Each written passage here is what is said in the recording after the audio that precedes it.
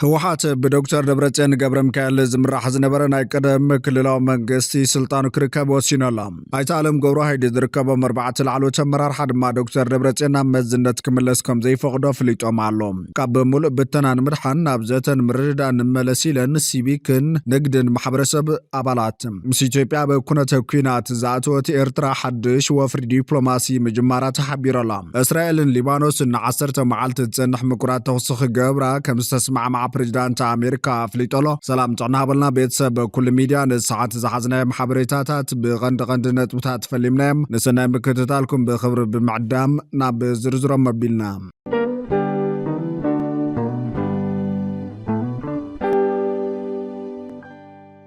ካብ ሙሉእ ብተናን ምድሓን ናብ ዘተን ምርድዳእን ንመለስ ኢለን ሲቪክን ንግድን ማሕበረሰብ አባላት እተን 4 ጥምረት ሲቪልን ማሕበረሰብ ንግድን ትግራይ ሚያዝያ 8 2018 ዓ.ም ኣብ ዘውፅኦ ሓበራዊ በዓል 5 ነጥቢ መግለፂ ቅዋም ኣብ ትግራይን ካብ ትግራይ ወፃን ዘለዉ ኩሎም ፖለቲካዊ ውዳበታት ዕጡቃት ሓይልታት ጸለውቲ ውልቀ ሰባት ተወከልቲ ሲቪልን ሲቪክን ትካላት ተራኺቡ ኣብ ጉዳይ ህድኣትን ርግኣትን ትግራይ ኣመልኪተን ብጥምረት ዘትየን ኩሎም ስለ ትግራይ ዓሊሞም ዝነጥፉ ሓይልታት ፖለቲካ ናብ ስልጡን አንፈት ቃል ስናብ ሕግን ስርዓትን ክምለሱ ኣለና ዝብልዎ ጸገሙን ብሰላማዊ መንገዲ ጥራሕ ክፈትሑ ጸዊዓን ጥምረት ሲቪልን ማሕበረሰብ ንግድን ትግራይ ህልው ጸገም ንምእላይ ይኹን መጻኢ ዓድል ትግራይ ንምውሳን ውልቀ ሰባትን ውስናት ውዳበታትን ብዝገብርዎ በይናዊ ምንቅስቓስ ጥራሕ ክውሰነ ይግባን ዝበላ ጥምረት ሲቪልን ማሕበረሰብን ንግድን ትግራይ ኩሎም ሓይልታት ካብ ኩናትን ወረኹናትን ናብ ርግዓት ይመለሱ ሕቶታቶም ብመሰረት ስምምዕነት ውዕሊ ፕሪቶሪያ ይፍትሑ ብምባል ተሓሳሲበን ኣለዋ። ዝረኣይ ዘሎ ውሽጣውን ደጋውን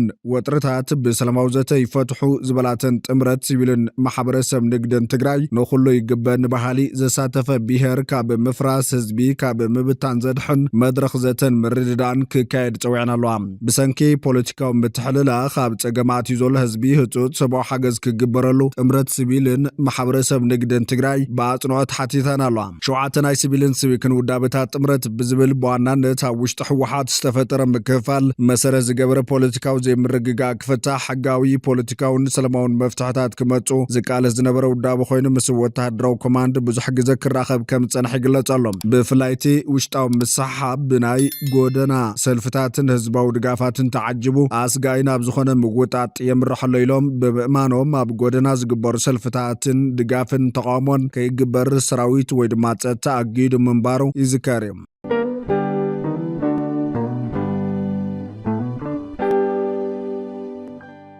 ህወሓት በዶክተር ደብረጽዮን ገብረሚካኤል ዝምራሕ ዝነበረ ናይ ቀደም ክልላዊ መንግስቲ ስልጣኑ ክርከብ ወሲኖላ። ኣይተ ዓለም ገብሩ ሃይድ ዝርከቦም 4 ላዕለዎት ኣመራርሓ ድማ ዶክተር ደብረጽዮን ናብ መዝነት ክምለስ ከም ዘይፈቅዶ ፍሊጦም ኣሎ። ካብ 7 ሚያዝያ ንጉሆ ጀሚሩ ኣብ ኣኽሱም ኣኼባ ማእኸላይ ኮሚቴ ክሳለጥ ዝጸንሐ እንትኾን ትማሊ 8 ሚያዝያ 2018 ዓ.ም ኣብ ማስዩ ዋዕሉ ዛዘመ ኮይኑ ብውዕሊ ፕሪቶሪያ ዝተጣየሸ ግዜያዊ ምምሕዳር ትግራይ ዘመነ ስልጣኑ ኣብቂዑ ቅድሚ ኩናት ትግራይ ዝነበረ ብሄራዊ ክልላዊ መንግስቲ ትግራይ ስልጣን መንግስቲ ክርከብ ብኣብዝሓ ድምፂ ከም ዝወሰነ ምንጭታት ሓቢሮም። እቲ ውሳነ ብ39 ድጋፍ 4 ተቃውሞን 2 ድምፂ ተኣቅቦን ከም ዝጸደቐ ዝሓበሩ ምንጭታትና ላዕለዎት ኣዘዝቲ ሰራዊት ትግራይ ብዛዕባ እቲ ውሳኖም መብርሂ ክወሃቦም ናብ ኣኽሱም ተጸዊዖም ኣለዉ። ሎሚ 9 ሚያዝያ 2018 ዓ.ም ድማ ሓበራዊ ኣኼባ ይገብረሎም። ኣብቲ ናይ ሓባር ኣኼባ ነቲ ውሳነ ዘይድግፉ ላዕለዎት ኣዘዝቲ ሰራዊት ትግራይ ውሳኖም ክኽልሱ ክምሕፀንዎም ተኽእሎታት ከም ዘሎ ዝተገለጸ ኮይኑ ብቀዳማይ ሚኒስትር ኣብይ ኣሕመድ ኣጽዳቕነት ስልጣኑ ንሓደ ዓመት ዝተናውሐሉ ፕሬዝዳንት ግዜያዊ ምምሕዳር ትግራይ ሌተናል ጀነራል ታደሰ ወረደ ኣብቲ ናይ ህወሓትን ኣዘዝቲ ሰራዊት ትግራይን ሓበራዊ ኣኼባ ከም ዘይሳተፍ ዝረኸብናይ ሓበሬታ ኣመላኺቶም። እቲ ህወሓት ትማሊ 8 ሚያዝያ ዝወሰነ ውሳነ ንትግራይ ናብ ናይ ኩናት መንገዲ ዘምርሕ ክብሉ ነባራት ኣባላት ማእኸላይ ኮሚቴ ትውድብ ስኽፍቶም ገሊፆም ኣለዎም። ውሳነ ህወሓት ንዶክተር ደብረጽዮን በቐጥታ ፕሬዝዳንት ድዩ ክገብር ወይስ ምትዕራይ ክገብር ግን ንጹር ሓበሬታ ኣይተረኸበሉን ዘሎ። እቲ ዝተናውሐ ስልጣን ፕሬዝዳንትነት ብገለ ምክንያት ከካታዕ ዝቐነየ ኮይኑ ህወሓት ኣብቲ መስርሕ ከም ዘይተሳተፈን ከም ዝተገለለ ከምውን መንግስቲ ፌደራል ንብሕቱ ከም ዝወሰነን ብምንቃፍ ነቲ ውሳነ ከም ዘይቕበሎ ምግላጽ ዝከር እዩ። ከምኡ ድማ ስልጣን እቲ ፕሬዝዳንት ዝተናውሐሉ ገባብ ግልጽነት ዝጎደለ ኮይኑ እቲ ዝተጠቐሰ ደንቢ ኣብ እዋን ኩናት ትግራይ ቅድሚ ምፍርራም ውዕሊ ፕሪቶሪያ ዝወፀይ ነይሩ። ቅድሚ 2 ወርሒ ኣቢሉ ንመራሕቲ ህወሓት ምድለዋት ክግበር ክሓትት ከም ጸንሐን ኣብ ኣዲስ ኣበባ ዝገሸግና ንስልጣን ከይኮነስ ኣብ ኣፋን ዕረበታን ጸብጻብ ንምቕራብ ተጸዊዑ ከም ዝኾነ ድማ ጀነራል ታደሰ ወረደ ተዛሪብዮም ቀዳማይ ሚኒስትር አብይ ሸዕቲ ጸብጻብ ኣብ ዝቐረበሉ መዓልታት ስልጣን እቲ ፕሬዝዳንት ከም ዘናውሕ ዝከርም ማእከላይ ኮሚቴ ህወሓት ኣብ ዘካየደ ኣኼባ ጀነራል ታደሰ ወረደ ከም መዝነቱ ብሓይሊ ንኽውገድን ምምሕዳር ትግራይ ናብቲ ቅድሚ ኩናት ዝነበሮ መልክዕ ንኽምለስን ብኣብዝሓ ድምፂ ዘሕለፈ ውሳነ ኣይተ ዓለም ገብረ ዋሂድ ዶክተር ፍስሓ ሃፍቶጽዮን ኣይተ ተክላይ ገብረ መድህን ዶክተር ሰሎሞን ኪዳኑ ዝተቃወሙ እንትኾኑ ድምፂ ተኣቅቦ ዝገበሩ ድማ ሓላፊ ቢሮ ትምህርቲ ትግራይ ዶክተር ኪሮስ ጉዕሽን ክቡሮም ፍስሓየን ምዃኖም ተፈሊጦላ እዚ ከም ዘሎ ኮይኑ ላዕለዋይ መሪሕነት ውድብ ስምረት ዝኾነ ህወሓት ናብ ኩናት ከኣቱ ከም ዝወሰነ ፍሊጦላ ኣባል ፈጻሚት ስራሕ ውድብ ዲሞክራሲያዊ ስምረት ዝኾነ ፕሮፌሰር ክንደያ ገብረ ህይወት ኣብ ውልቃዊ ማሕበራዊ ሚድኡ ኣብ ዘካፈሎ ጽሑፍ ትግራይ ከም ናይ ብሕታው ንብረቱ ዝሓስብ ጉጅለ ህወሓት ዕብዳኑ ቀፂለሎ ትግራይ ናብ ኩናት ንኸእቱ ይሸባሸበሎ እዚ ጉጅለ ቀንዲ ጸላኢኡ ሰላም እንትኾን ፈታዊ ድማ ስልጣንን ገባታይነትን እዩ ነዚ ንምፍጻም ኩሉ መማረፅታት እዩ ዝጥቀም ትማሊ ንቐጻሊ ኩናት መንጸፍ ዝኾነን ዋዕሊ ፕሪቶሪያ ዘፍርስን ናይ 2012 ቤት ምኽሪ ንኽምለስ ወሲኖሎ ትእዛዝ ንምሃብ እውን ኣዘዝቲ ሰራዊት ናብ ኣኽሱም ፀዊዕለ ክብል ገሊፆም እዚ ዝቐጸለ ዕብዳን ጉጅለ ህወሓት ኩሉ ደላይ ሰላም ትግራይ ተወዲቡ ብዘይ ዋዕሊ ሕደር ብትረት ክቃለሶን ደው ከብሎ ይግባእ ኣብዚ መዳይ ናይ መላእ ህዝብና ሰራዊት ትግራይ ውድባት ፖለቲካ ሲቪክ ማሕበራትን ዝተፈላለዩ ውዳብታት ልዑል ተሳትፎ ይጠልብ ትግራይ ላዕሊ ዝኾነ ጉጅለ ምዃና ብግብሪ ክነረጋግጽ ይግባእ ይብል ፕሮፌሰር ክንደያ ገብረ ህይወት ብተመሳሳሊ ትማሊ ተመሳሳሊ ቃና ዘለዎ መልእኽቲ ዘሕለፈ ኣይተ ጌታቸው ረዳ ደብረጽዮን ካብ ዝመርሖ ኩናት ታደሰ ዘእውየሉ ሰላም ይሕሸን ብምባል ንሰላም ቀዳምነት ከም ዝህብን ንፕሬዝዳንት ሌተናል ጀነራል ታደሰ ወረደ ዘለዎ ድጋፍን ኣፍሊጥዮም እዚ ኣብ ውሽጢ ትግራይ ዘሎ ናይ ሕድሕድ ምሰሓብ ንሻዕብያ እምበር ንማንም ከም ዘይጠቅም ብምሕባር መሪሕነት ዶክተር ደብረጽዮን ንትግራይ ናብ ዝኸፈ ውርደት የውርዳ ከም ዘሎ ኣይተ ጌታቸው ረዳ ከሲሱ እዩ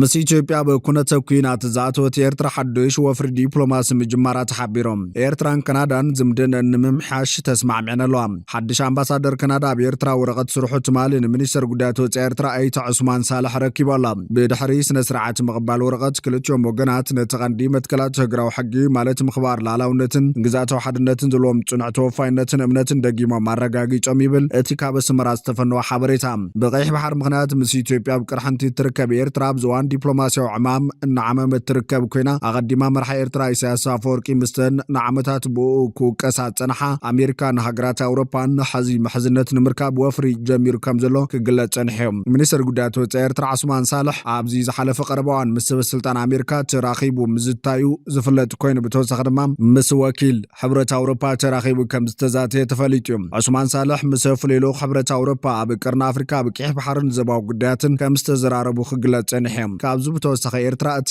ቀንዲ ትዋሰአሉ ዘላ ዲፕሎማሲያዊ ዕማም ብግብፂ ኣቢልካ ብላዕሊ ኢትዮጵያ ጽዕንቶ ምሕዳር ዝብል ኮይኑ ግብፂ ኣብ ልዕሊ ኢትዮጵያ ጸቕጢ ንምሕያል ሓደሽቲ ስጉምታት ክትወስድ ጀሚራ እቲ ግብፂ ትጥቀመሉ ዘላ ሜላ ኩናት ዘይኮነስ ጽልዋ ካብተን መዳውቲ ኢትዮጵያ ዝኾነ ሃገራት ዕቢኻ ንኢትዮጵያ ምንጻል ዝብል እዩ ነዚ ንምትግባር ምስ መዳውቲ ኢትዮጵያ ዝኾና ክልተ ሃገራት ቀርኒ ኣፍሪካ ማለቱ ንኤርትራን ጅቡትን ሓደሽ ስምምዓት ወደባት ከቲማ እዞም ስምምዓት እዚኦም ንግብፂ ኣብ ቀይሕ ባሕርን ወሽመጥ ዓደን ዝርከቡ ወደባት ከተማዕበል ከተማሓድርን ክጥቀምን ክሕግዝዋ ተጽቢት ይግበረሎም ገለ ጸብጻባት ግብፂ ኣብተን ወደባት መራኽብ ሓይሊ ባሕሪ ወተሃደራት ወይ ሓይልታት ጸጥታ እውን ከተንብር ከም እትኽእል ይእምቶም ወደባት ዓሰብን ጅቡትን ኣብ ጥቓቲ ኣብ ዓለምና ካብ ዘሎ ኣገደስቲ መስመራት ባሕሪ ሓደ ዝኾነ መጻቦ ባብ ኤልመን ደብዮም ዝርከቡ በዚ ጸቢብ መስመር ባሕሪ መዓልታዊ ማለያ ዘይብሉ ዓለማዊ ንግዲ ይሓልፍ ወይ ድማ መራኽብ ይጓዓዛሎም ካብ ኤስያ ናብ ኣውሮፓ ዘይቲ ምግቢ ኣቑሑት ዝጸዓና መራኽብ በዚ መጻቦ ቢልዮን ዝሓልፋ እዚ ማለት ኣብ ዝመዳይ ጽልዋ ዘለዋ ዝኾነ ሃገር ሓያል ፖለቲካውን ቁጠባውን ሓይሊ ኣለዋ ማለት እዩ መሳሓብ ማይ ኣባይ ተቐንዲ ንግብፂ ከምዚ ዓይነት ስጉምቲ ክትወስድ ዝደረኻ ምዃኑ እዩ ዝግለጽ ከም ዝፍለጥ ግብፅን ኢትዮጵያን ብሰንኪ ግድብ ኣባይ ንዓመታት ቀራሒነን ጸኒሐን እየን ኢትዮጵያ ብኣባይ ሰርሐቶ ዓብይ ግድብ ህዳሴ ኢትዮጵያ ግብፂ ናብ ህዝባን ሕርሻታት ተሃገርን ዝውሕዝ ማይ ከጉድሎ ከም ዝኽእል ስጋታ ብቑልዑ ክትገልጽ ጸኒሓ ነዚ ጉዳይ ብሰላም ንምፍታሕ ኣብ መንጎተን ሃገራት ተገበሩ ርክባትን ዘተታትን ብዘይፍረ ተበቲኖም እዮም ግብፂ ውሕስነት ማይ ፈለግ ወይ ድማ ኒል ኣባይ ሕቶ ህልውና ምዃንያ ትገልጽ ግብፂ ትፃወቶ ዘላ ፀወታ ኣብ ክንዲ ቀጥታዊ ግጭት ዞባዊ ፀቕጢ ተጠቒምካ ንኢትዮጵያ ምድኻም እዩ ግብፂ ኣብ ወደባት ኤርትራን ጅቡትን ሓያል ጽልዋን ተገይራ ኢትዮጵያ ዝተገደበትን ዝተኸበበትን ኮይኑ ክስማዕ ይኽእል እዩ ዝብል ስጋት ሓዲሩሎም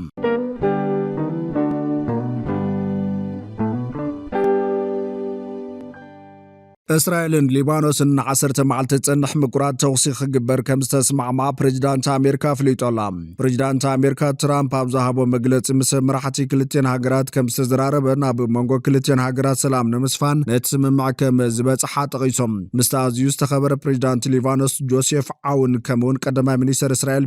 ቤንጃሚን ኔታንያሁ ጨለ ዝኾነ ዘርብ ገይረ ነይረ ኢሎም። እዞም ክልተ መራሕቲ ኣብ መንጎ ሃገራቶም ሰላም ንምውሓስ ን10 መዓልቲ ጸንሕ ምቁራት ተጻወታት ተስማዕሚዖም ሎ ክብሊው ትራምፕ ዝገልጽ ብሶልስ ክልቲአን ድሕሪ 34 ዓመታት ንፈለሟን ኣብዚ ኣብ ዋሽንግተን ተራኺበን ነይረን ሳላ ዓብዪ ጸሓፊ ወፃኢ ጉዳያት ማርኮ ሩቢዮ ይብል። ንምክትል ፕሬዚዳንት ጄዲ ቫንስ ሩቢዮን ኣዛዝ ሰራዊት ኣሜሪካ ጀነራል ዳን ኬነን ምስ ነባሪ ሰላም ንምርግጋጽ ምስ ክልቲአን ሃገራት ብምስራሕ ክከታተልዎም መምርሒ ከም ዝሃቦም ትራምፕ ገሊጾሎም። እቶም እስራኤል ዕላማ ክትገብሮም ዝጸንሐት ዕጡቓት ሂዝቦላ ግን ኣብቲ መግለጽታት ኣይተጠቐሱን። እቲ ጉጅለ ኣብ ዝሃቦ ግብረ መልሲ ኣብ ደቡብ ሊባኖስ ዝርከቡ ሓይልታት እስራኤል ናይ ምንቅስቓስ ናጽነት ከይህልዎም ፀዊዓላ። እዚ ስምምዕ ነቲ ምስ ኢራን ዝግበር ዘሎ ዘይቀጥታዊ ዝርርብ እውን ድርኺት ዝፈጥር ክኸውን ተፅቢት ይግበር። ሕብረት ኣውሮፓ ዝርከቦም ወገናት ድሮ ነቲ ውሳነ ዘለዎም ናዕዳ ብምግላጽ እፎይታ ዝፈጥር ምዃኑ ይእምተሎም። ፓኪስታን ፈረንሳይን ኣብ መንጎ እስራኤልን ሊባኖስን ዝተበጽሐ ስምምዕ ምቁራት ተኹሲ ንኢደን ኣለዋ። ቀዳማይ ሚኒስትር ፓኪስታን ሼህባዝ ሸሪፍ ብጻዕሪ ፕሬዚዳንት ኣሜሪካ ትራምፕ ንዝተበጽሐ ምቁራት ተኹሲ ብሓጎስ ከም ዝቕበሎ ክገልጽ እንከሎ ብኻልእ ወገን ሚኒስትር ጉዳያት ወጻኢ ፈረንሳይ ኣብ መንጎ ሊባኖስን እስራኤልን ዝተገበረ ግዝያዊ ምቁራት ተኹሲ ምእዋጁ ብሓጎስ ብምቕባል ክልቲኦም ወገናት ነቲ ዝኣተወ ቃል ከኽብር ፀዊዓላ። ብተወሳኺ ፕሬዚዳንት ኣሜሪካ ትራምፕ ኢራን ነቲ ዝሃፍተመ ዩራንዮም ክተረክቦ ከም ዝተስማዕምዐት ገሊጾላ። እዚ ጠለብ ሓደ ካብቶም ኩናት ኢራን ንኸብቃዕ ክፍትኑ ዝቐነዩ ልዝባት ቀንዲ ማሕነቆ ኮይኑ ዝጸንሐ ነጥብታት እዩ ነይሩ። ትራምፕ ግን ሓድሽ ዝርርብ ኣብ ሰሙን መወዳእታ ክጅመር ከም ዝኽእልን ዋሽንግተንን ቴህራንን ኣብ ስምምዕ ክበጽሓ ኣዝየን ቀሪበን ከም ዘለዋን ገሊጾም። እዚ ድማ ትራምፕ እቲ ኩናት ካብ ዝጅምረት ሒዙ ካብ ዝተዛረቦም ኣዝዩ ተስፋ ዝህብ ገምጋም ተባሂሉ ኣሎ። እቲ ኩናት እናዓመቐ ይኸይድ ከም ዘሎን ናይ ግድን ኣብ ቀረባን ክውዳእ ከም ዘሎን ገሊጾም። ኣቐዲማ ዋይት ሃውስ ኢራን ኒኩለሳዊ ኣጽዋር ከይትረክብ ከም ዝተስማዕምዐት ገሊጹ ነይሩ። እቲ ዝሃፍተመ ዩራንዮም ኣብ ዝሓለፈ ዓመት ኣሜሪካን እስራኤልን ብመጥቃዕቲ ነፈርቲ ናብ ሓመድ ከም ዝቐየሮ ኣብ ትሕቲ መሬት ከም ዝተቐበረን ይዝመን። ኢራን ብዛዕባ እቲ ፕሬዚዳንት ትራምፕ ዝሃቦ መግለፂ ዝኾነ ርእቶ ይሃበትን ዘላ ሓድሽ ዙርያ ፊት ንፊት ዝርርብ ከም ዝቐረበ ርግጸኛ ዝኾነ ትራምፕ ድሕሪ 5 መዓልታት ዘብቃዕ ምስ ኢራን ዝተገበረ ተኹሲ ዶ ምባል ምንዋሕ ከም ዘድሊ ርግጸኛ ከም ዘይኮነ ገሊጹ።